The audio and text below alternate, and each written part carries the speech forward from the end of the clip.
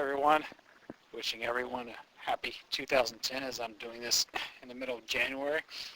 Celebrate with some new equipment here. Nothing big, just external microphone should quiet down the paranormal dissenters of, oh good, you should use an external microphone. Digital recorders suck. They only record from 3 feet away. Yeah, only that far. Yeah, right. Oh, I guess I only lucked out in getting a decent recorder. I record stuff from dozens of yards away through closed doors. Airplanes, pick those up in recordings. They're a few hundred feet in the air. Oh, well, I didn't mean for when sound can travel that far down. No, you said a few feet away. Too late.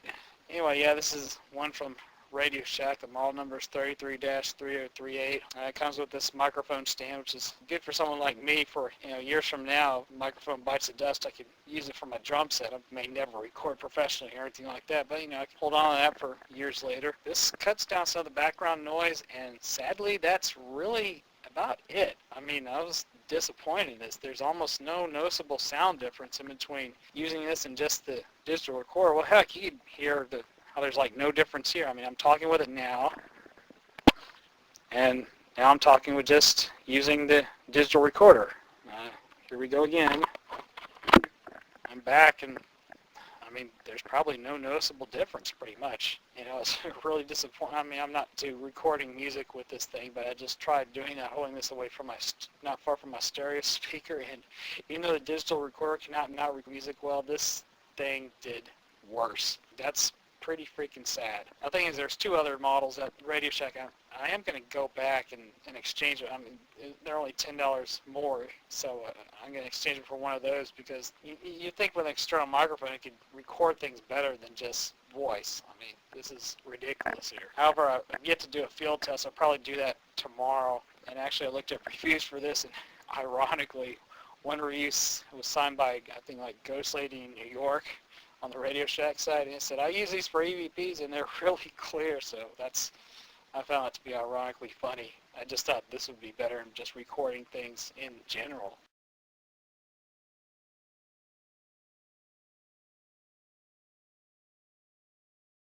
Okay, here it is a few weeks later since I made my recordings, which I've since gotten another mic. I've exchanged the first one, got the 33-3043 microphone. As far as aesthetics goes, well, the first one will look cooler, and it's sleek black. This one's kind of more boring looking. Not that it has anything to do with the quality, but hey, just mentioning that.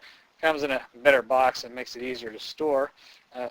Also microphone stand like the last one. As I noticed at Radio Shack, they sell them separately for like $6 to $10. So that actually the cost of the microphone is actually cheaper than that. This one has a 20-foot rather than a 12-foot cord like the last one. Good idea. Better for my clumsy butt to trip over with. Makes it easier. I think I'll just walk around with this bound together most of the time.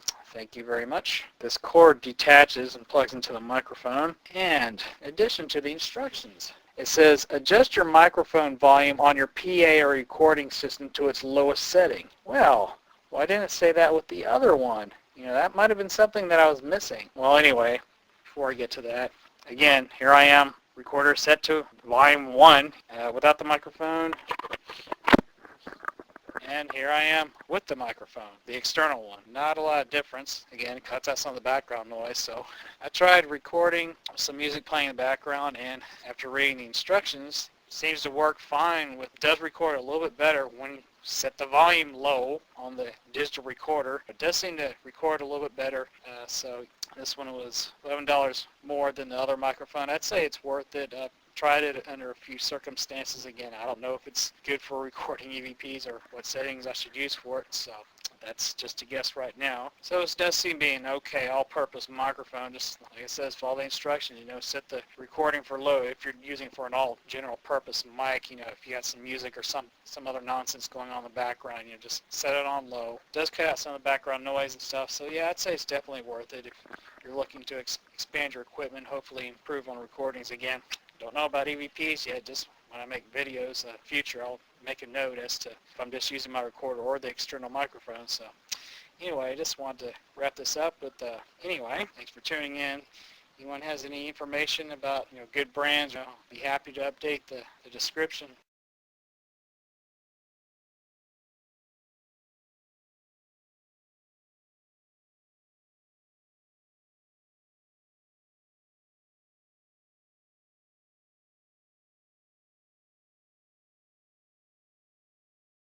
Okay, last entry for this presentation here. Conducted a few more tests with this. Cranked the volume up to 15, talked into it, held it in front of the stereo speakers, played some music. That part sounded like crap. Turned the volume back down to 1, did the same thing over. Music sounded better, and wind blew through my window right then and there. So luckily I held up the microphone there, and you could very clearly hear the blinds being blown around. So I was like, well, I guess I'll keep it at 1 then and give it a shot. So I decided to go try this out at a house that's for sale that I've gotten voices from before. Not long to my recording, when I played it back, I caught an EVP, I do believe. It sounded like a cat. I hadn't listened to it over the speakers yet. And if I get an EVP from these recordings, I'll put them up. If they're not clear, I'll put up another EVP I'd gotten a couple months ago from something else just to have one up. And by the way, if this microphone isn't any good, if you can't understand the EVPs, because most of the ones I've gotten at this house, I could hear them on the recording, and I'd try amping them up on the computer, and they come out distorted until I could figure out a way to clean them up so they could be heard. So I don't know what that is, what the deal with that is yet. But anyway, I got that, went to quote around the house and got voices back again. Hadn't played them on the computer yet to see if I could understand them. But yeah, I'd say this is a good mic. Things are a little clearer and sharper. I could hear wind chimes, neighbor's house making noise. Like it says on the box here, maybe the instruction or both. It really cuts down on background noise and wind and all, because I mean, I've dealt with my digital recorder for, like 2.5 years, and, wind blows on the mic and you get this, and there's like none of that on here. It's pretty cold and it's fairly windy, so yeah, that really cuts down on that. So I definitely recommend this. It does seem to pick up EVPs, cuts down the background crap. Only thing I don't know if I could have kept the original cheaper microphone, since it didn't say in the instructions about the input-output deal. We're supposed to have the volume down all the way. Thanks. For those that are doing the same thing I'm doing, just using a digital recorder, I definitely recommend picking one of these up.